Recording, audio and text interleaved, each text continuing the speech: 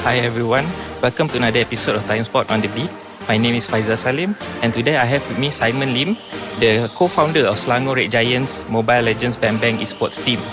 Selangor Red Giants or SRG captured the attention of Malaysians sports fans in July after winning $1 million at the Mid-Season Cup, which was a part of the Esports World Cup in Riyadh, Saudi Arabia. Their triumph was historic as they became the first Malaysian team to win a major international title in esports. And today we will be discussing how SRG became a global force in MLBB. Hi Simon, thank you for joining us today. Hi Faizal, thank you for what you call that, a generous intro about SRG. Thank you for inviting.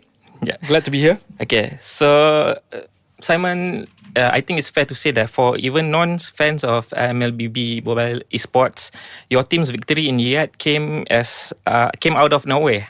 You know, so but maybe you can take us on to the beginning on how you be involved in Selangor Red Giants and the work that went into the triumph in Riyadh. Oh, okay. Wow, that's going to be a very long story. maybe a little bit condensed. Okay, so yeah, I started this team. Elux Esports. They were in Tier 2, competing Mobile Legends in Tier 2, and they were winning in Tier 2, and they qualify to MPL MY, which is the Pro League lah. Yeah, so Tier 2 is like macam Division 2 lah, semi-pro lah. So once they go into Pro League, we need to rebrand. So we need something to rebrand to fight with the big boys like the Todaks, the Homeboys, the RSG. These are big names. So we are like nobody. So we need someone to carry our brand as well. Hence, we collab. I spoke to Selangor FC side. Let's do a collaboration and whatnot. Selangor FC was, came in with a very big welcoming arm and said, hey, why not? Let's do it. Let's do it together. And hence we rebrand to Selangor Red Giants. So yeah, our first season, we featured all imports. All locals, no imports. I would say 100% the same roster from Tier 2, from the semi-pro boys, fighting against the pro. So yeah, we finished 5th and 6th. We have a very good run on our first season, which is for me is amazing. Hence, because they got not much experience and whatnot. So the second season, I told myself and I told the rest of the stakeholders, what's our direction? Do you guys want to be a passenger or do you guys want to be a title contender?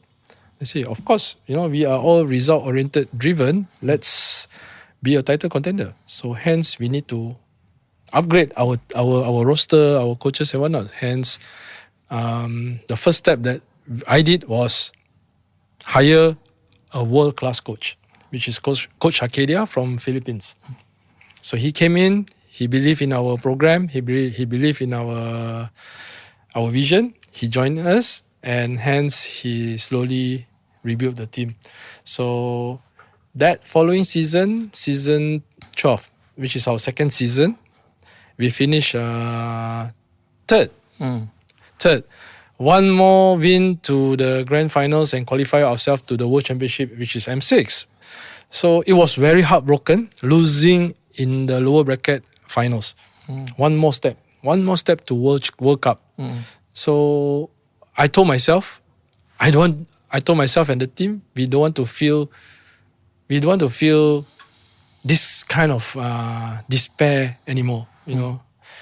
It's very heartbroken, seeing my coaches break down. One of my coaches, Ozara Weki, broke down very badly. My players were very sad. I say, guys, let's sit down and rebuild. Let's build a champion team.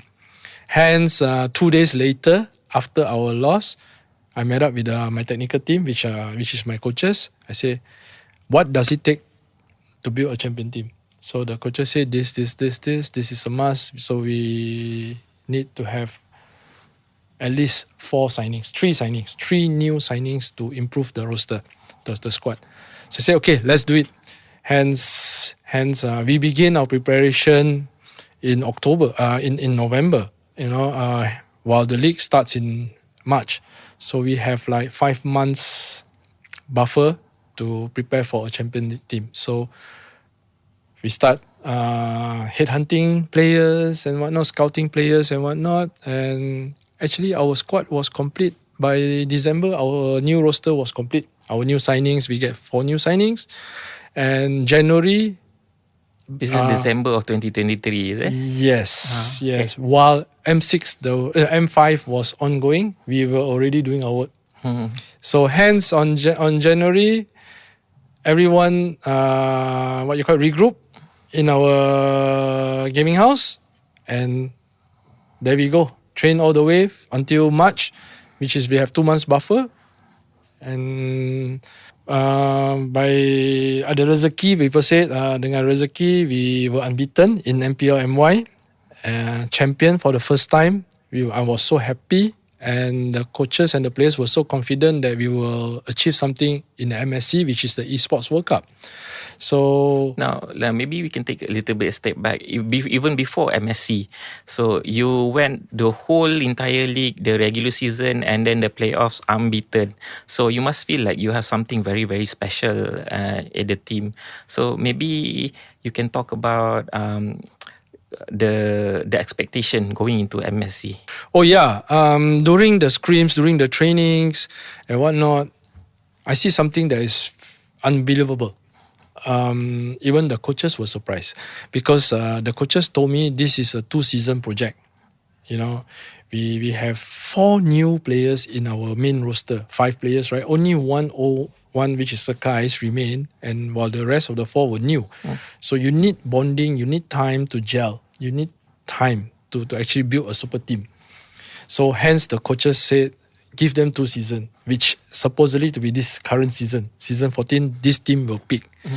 But surprisingly enough, this team peaked is in just 1 season. And in scrims, they were totally dominating. In the league, they were dominating. I was so surprised. So hence with that, I told coach, I think your KPI for Esports World Cup MSC change. I want nothing less but grand finals. Yeah. Are we able to achieve that, coach? My coach said yes. Yes, it's very possible. I said, wow, okay, let's see. But again, we did not want to be overconfident and whatnot. I told the boys and the coaches to remain humble. Chill and relax, we go step by step. So hence we did not want to tell ourselves, oh, we are strong, we are not. You guys remain low-key. Low-key. On purpose. Yeah, we go step by step. Yeah. So yeah, when we go to MSC, we start winning, and actually we were unbeaten in MSC. Yeah. All the way to the grand finals. Yes. And honestly, I'm very, very proud of the boys. And I actually very proud with my technical team.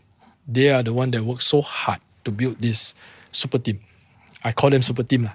Okay, so thank you so much for that brief description of the journey to the mid-season cup. But right now I want to switch gears a little bit to the business of esports. Okay. So anyone who follows, I think esports knows that running an esports team is basically it's a bottomless money pit. So you throw a lot of money, but it's very difficult to get back any returns. So in terms of you as a team owner, so how does the team run? Like what business model do you use to run the team? So yeah, when I first ventured into esports, everyone said, "Oh, esports is a place that you can make money. The prize pool is so big and whatnot." Yeah, when I ventured in it, it's actually not easy as it seems to be. Okay, big brands used to invest a lot on organizations, and now they are not. So yeah, hence our business model for this is basically merchandise, but our merchandise will contribute probably around 15%, while the rest, like it or not, we still have to rely on brands partnership, which is sponsorship lah.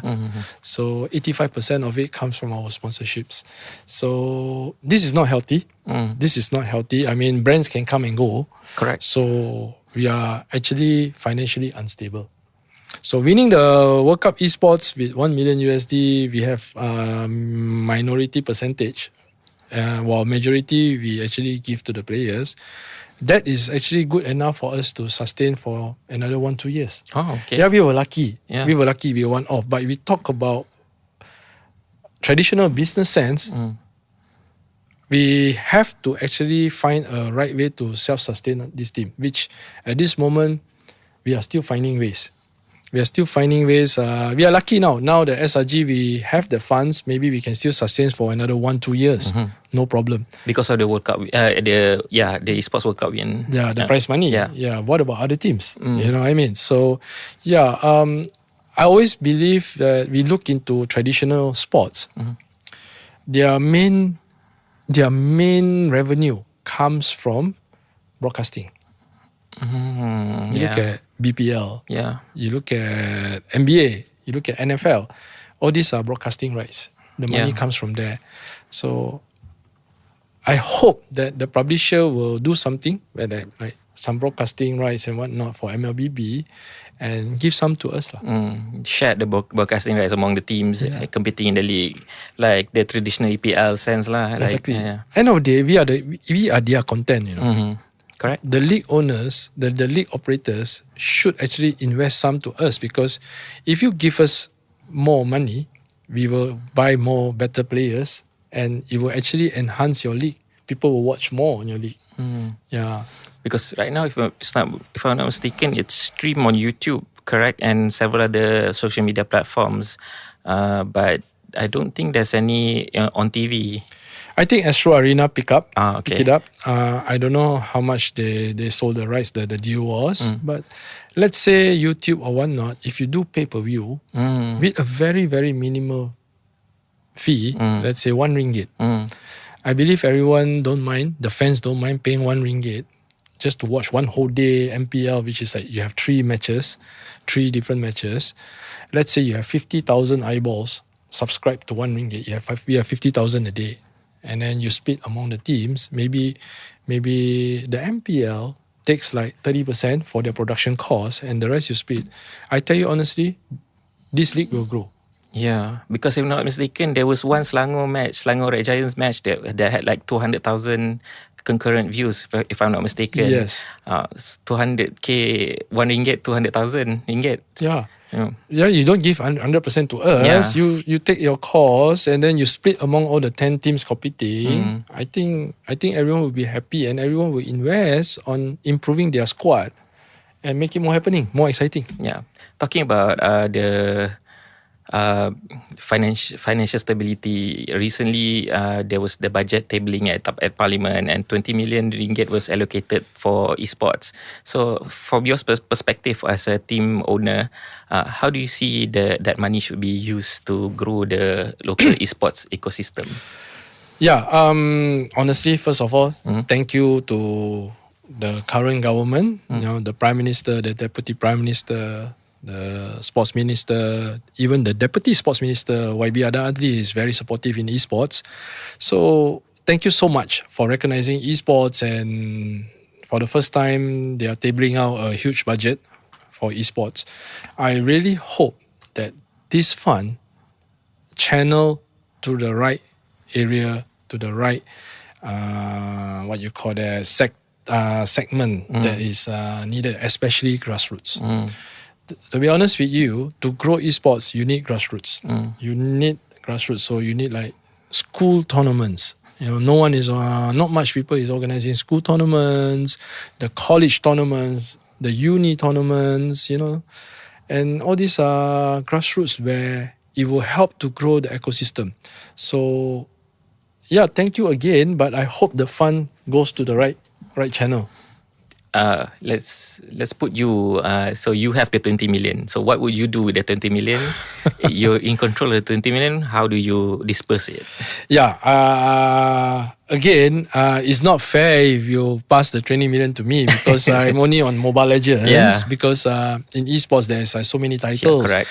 Even in Esports World Cup, they have like 21 titles which they recognize, but in Malaysia there's so many titles. Correct. So what you should do is you split among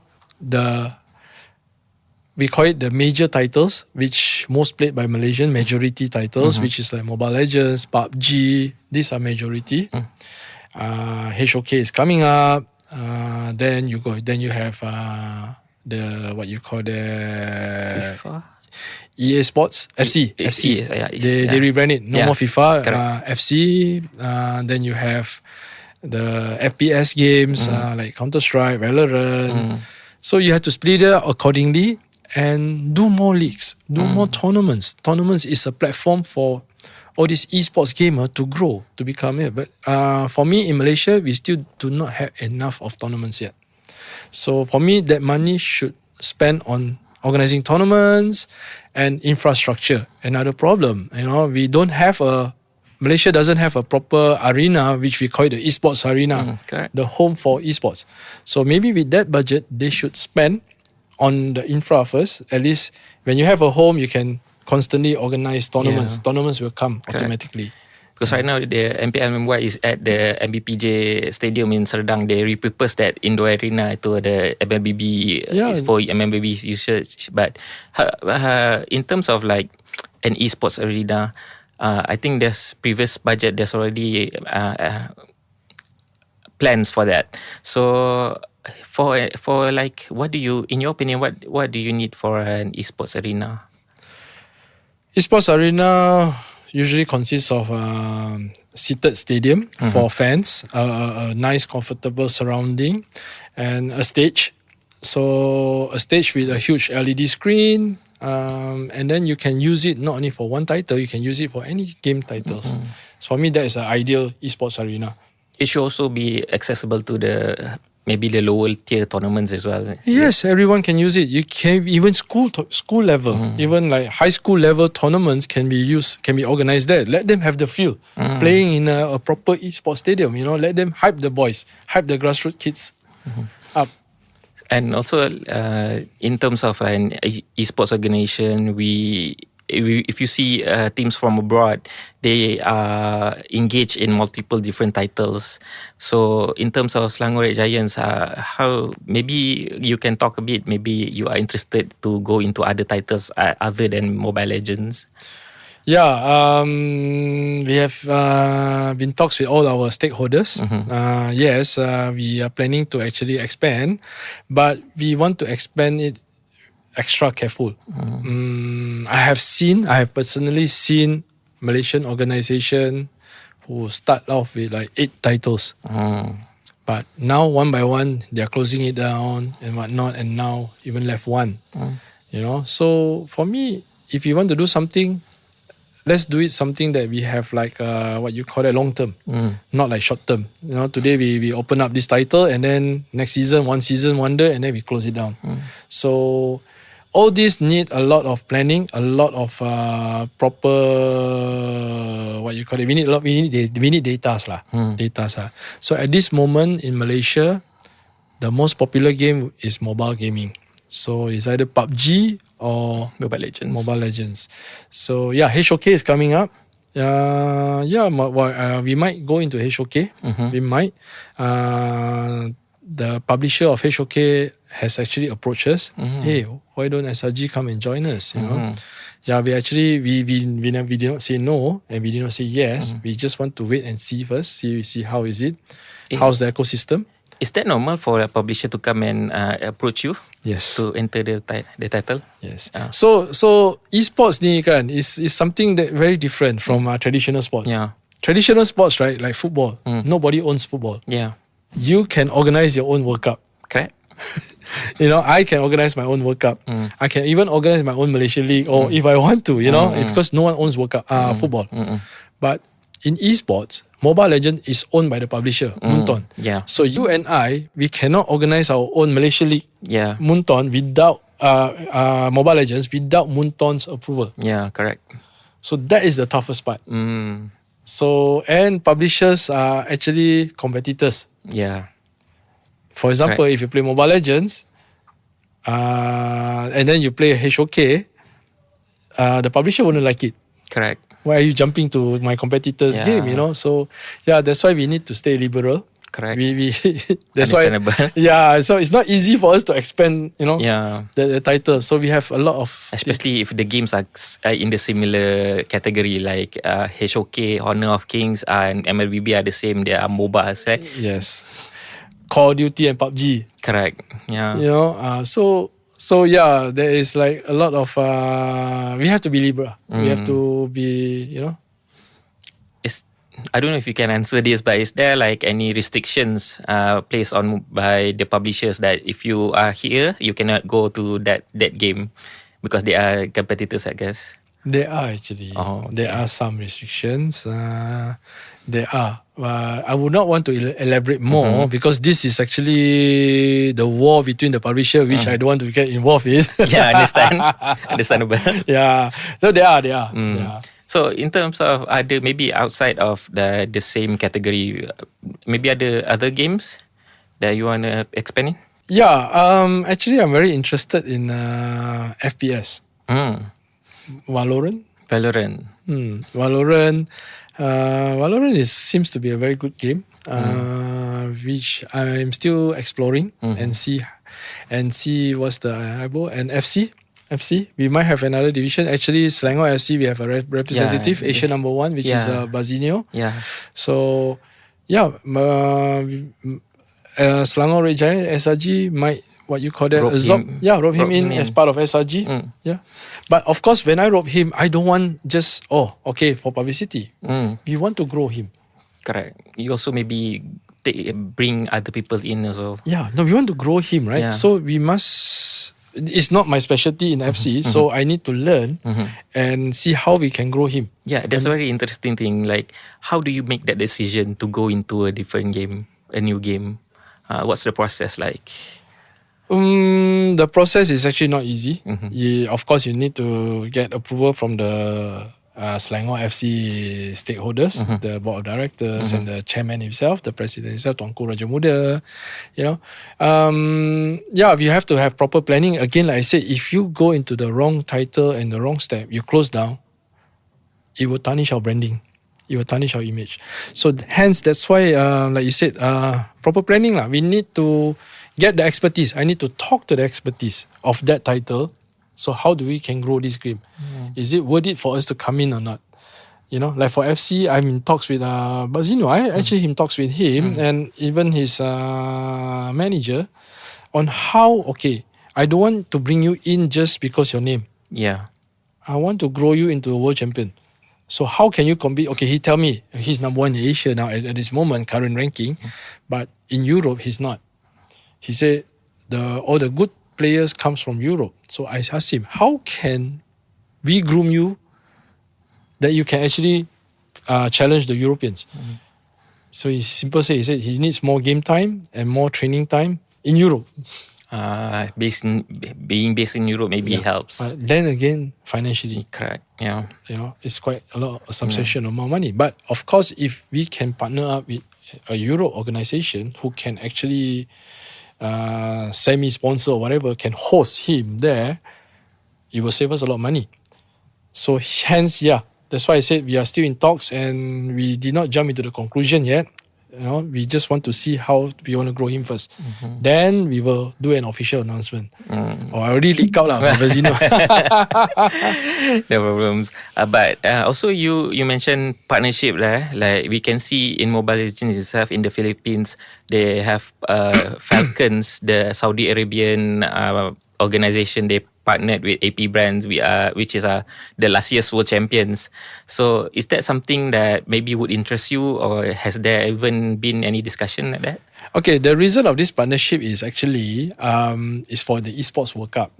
So Esports World Cup, they have this overall points, overall titles points. So if your organization wins a lot and highest point, the champion club, they call it the club champion, gets 7 million USD. Oh, yeah.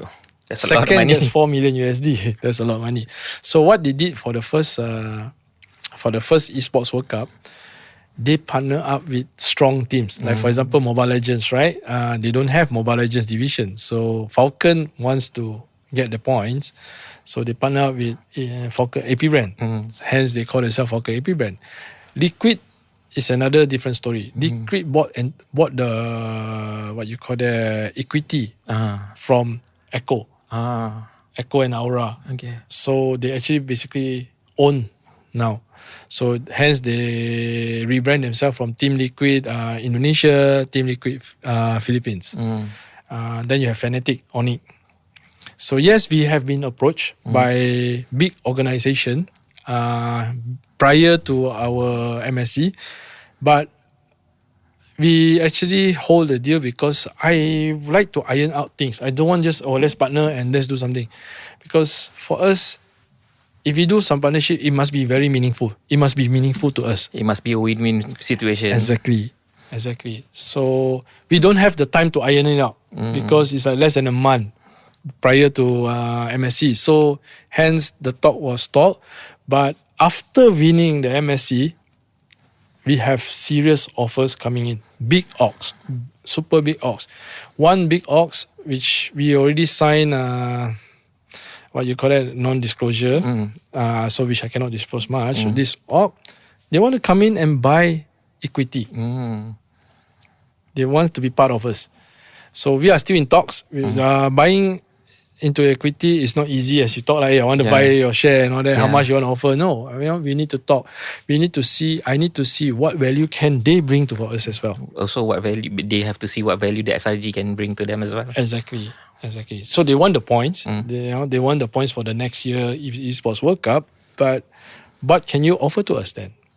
Besides money. Because we want to talk things beyond money as well. Branding is very important to us because I have to take care of the branding, the Selangor Red Giants branding. Because there's a risk of dilution of the brands, right? Exactly. So we are still in talks. Two big orgs, two international major orgs. If I announce the name, you and the community will be very excited. But no, I choose to lay low first. Understandable. Understandable.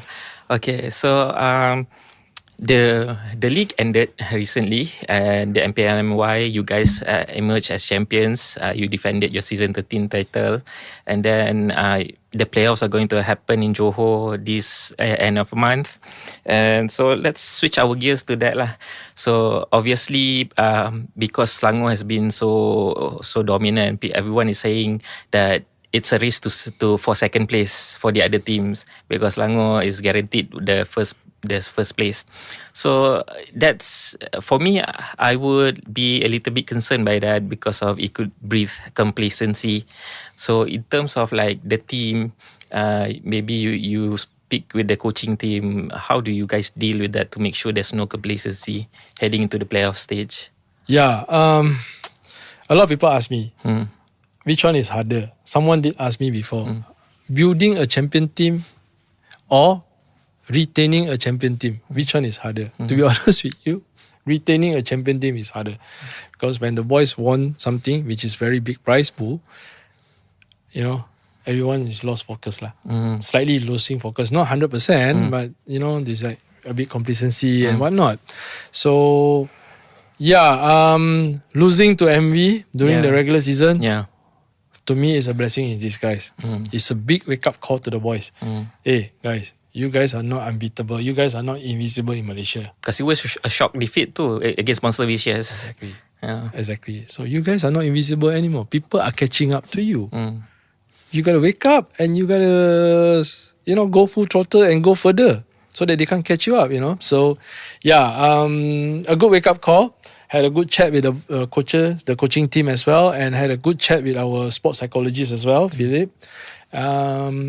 We had a good brainstorm session and whatnot, and now the boys are hungrier than ever. I can tell you that the boys are hungrier than ever. They are highly motivated to get the ticket to M6 and try to win the M6. I love that you brought up sports psychology, because it seems like in Mobile Legends there's a huge emphasis on sports psychology, and I feel like in traditional sports, especially here in Malaysia, it's a little bit lacking, even though it's kind of catching up. So in terms of SRG, why do you guys feel like that sports psychology is very important? Like you have an in-house sports psychologist, correct? Yes. You can speak a little bit on that. Can. Compared to traditional sports is more physical, right? So it's more a physical battle. There's a saying goes, the fittest wins. But in esports, it's not physical. It's more about your mechanic skills and your mental. If your mental break, you cannot play already. So sports psychologist is very important in esports. Very, very important. And furthermore, most of the players are young. Yeah. They're just kids. So, they get intimidated easily. They crack under pressure easily. So, hence, sports psychologist is very, very important for them. And you must everyone actually misquote what is a sports psychologist. They think sports psychologist will help you win. Having a sports psychologist will guarantee you a win. No. Sports psychologist is just a supplement. It's like a vitamin. Interesting. It's not guaranteed that you have a sports psychologist, you will win. They are actually a booster to you. A booster to your mental. It does not mean that it will make your mental strong. If you do not take that supplement daily, you take once a week, do you think that vitamin works on you? Yeah. It doesn't, right? You need to take it constantly, and that means indirectly what I'm trying to say, they need to practice it. They need to practice what was preached by the sports psychologists. Yeah. So in order to make them do that, that's the hardest part. So how does it look like? Maybe does the sports psychologist come in? You have sessions every single day, or do they come 3 times a week? So at this moment, we use our sports psychologist twice a week. On top of that, other than that, the sports psychologist will monitor them, like their homeworks, and the sports psychologist will talk to them one by one. Okay. So because of that, that would not be reported to us because it's a very personal thing. Private lah. Very private. Yeah, but we know this guy is talking to them. This guy is talking to the sports psychologist and whatnot. So it's very tough. It's very tough to break the what you call that habits. The perception of sports psychologists. Like if the sports psychologist starts, hey, I want to see you later. I have a one-on-one talk. Then the rest of the guys there will actually tease him. You got problem. You got mental problem. Yeah, there's the stigma. Exactly. So, and then you make him embarrassed. And, then after that, no one wants to open up anymore. It's tough. It's tough, but I'm grateful. The current team, the boys, has accepted that the sports psychologist is very important to them. We tried that in traditional football, sports as well. In football, having a sports psychologist. So when the sports psychologist start pulling one person, then the rest of the teammates will tease him. You got problem. You got mental problem. That. So it's not nice. It's not nice. Correct. So I think because of the players the SRG players are quite young, so they are much more open to the sports psychologists. It took our sports psychologist maybe 3 months to actually get close to them and make them feel comfortable with him.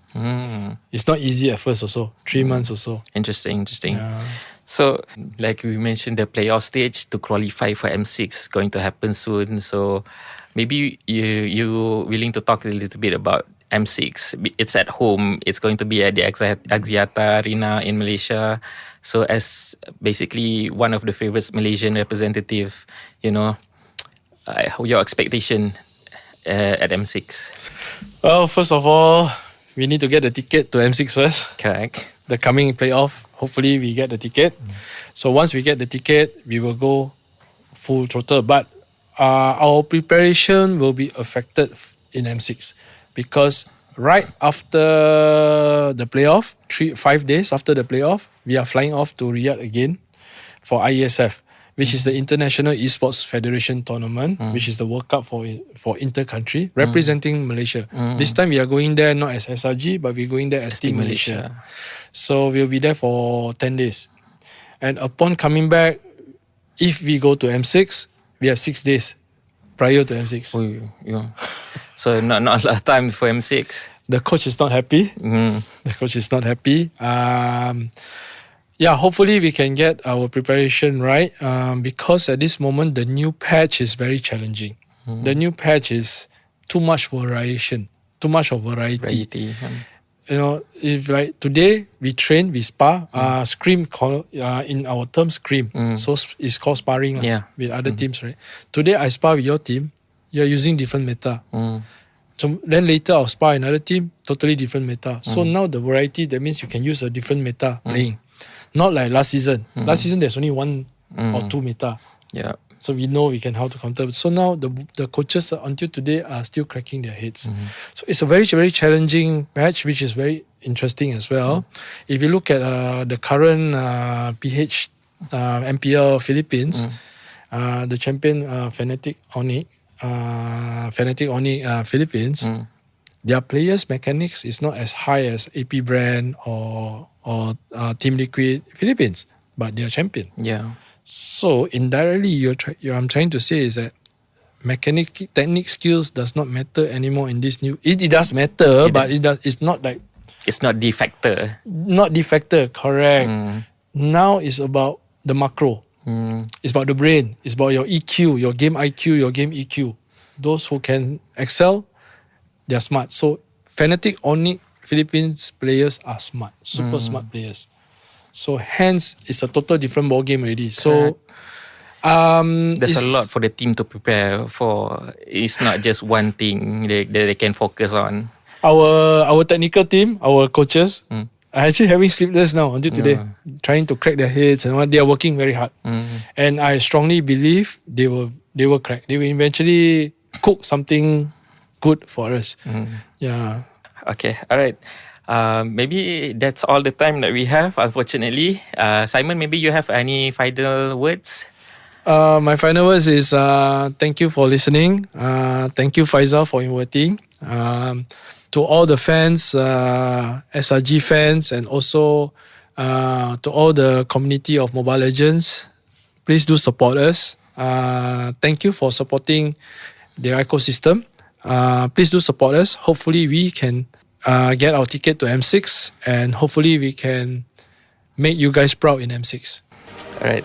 Thank you so much everyone for listening to Timesport on the Beat. This is your host Faizal Salim, and we hope you enjoy our sessions. You can listen to the podcast on Audio Plus, Spotify and Apple Podcasts. Thank you. Thank you.